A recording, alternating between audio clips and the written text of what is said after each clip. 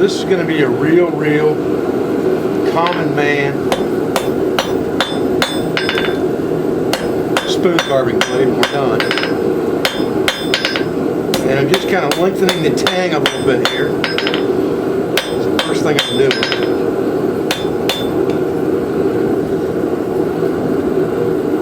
On this piece of old pine.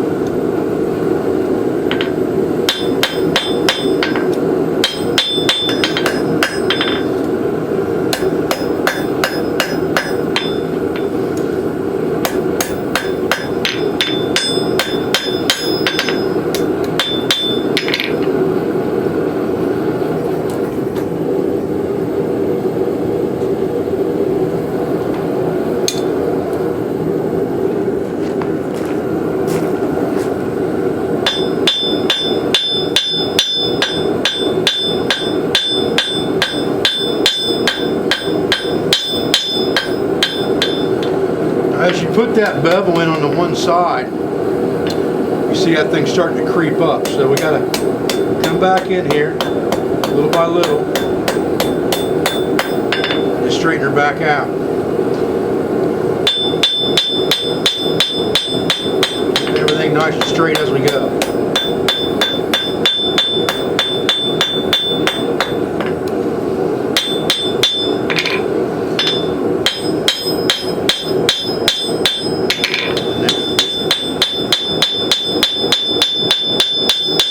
Get the blade flattened out somewhat.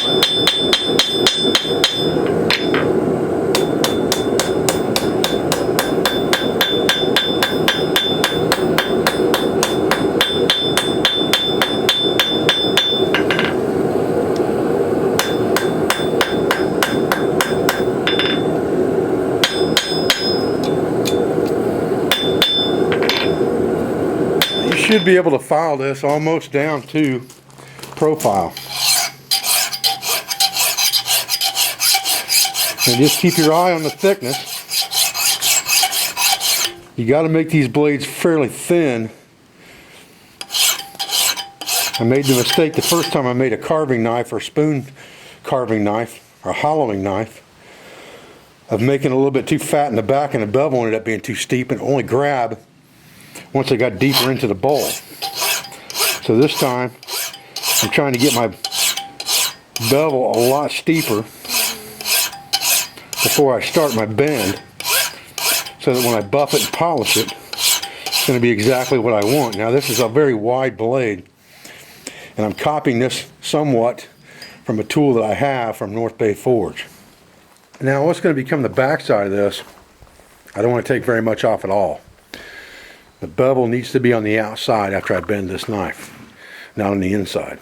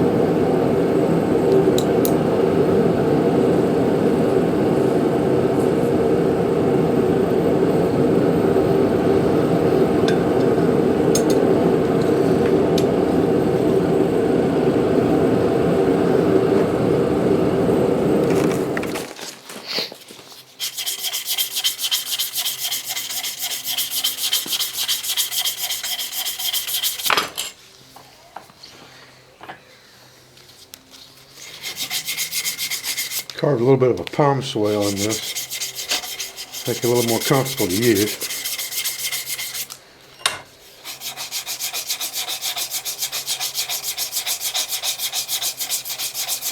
Alright, back to the buffer for a second go around here.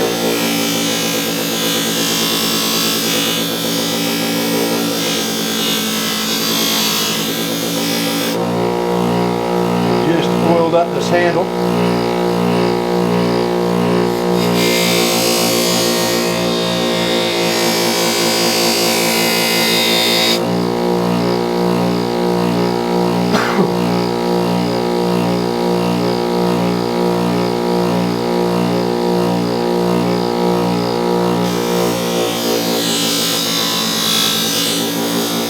There she is.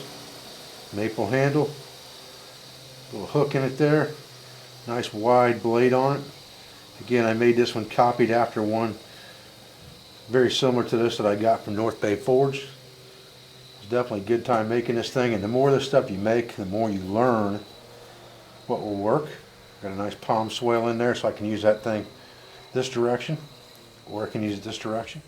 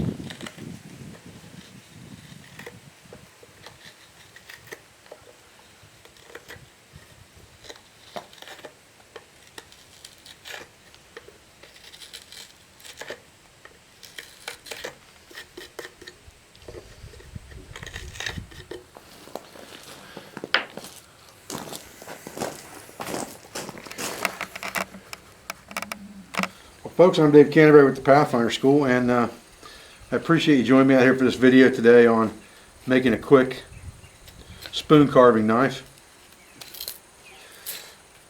This one turned out really well. I'm really pleased with it. It made a fine bowl in this spoon I'm kind of playing with here, and this has got a couple cracks in it. It's an old piece, but it's one that I've been playing with here and there and just never carved a bowl out in it, so I figured I would go ahead and do that and see how that tool did on a drier piece of wood, because if it'll work good on a piece of wood that's been drying for a while, it's going to work fantastic on green wood. I appreciate your views. I appreciate your support. I thank you for everything you do for our school, for our family, and for our business, for all of our sponsors, instructors, affiliates, and friends, and I'll be back with another video as soon as I can. Thanks, guys.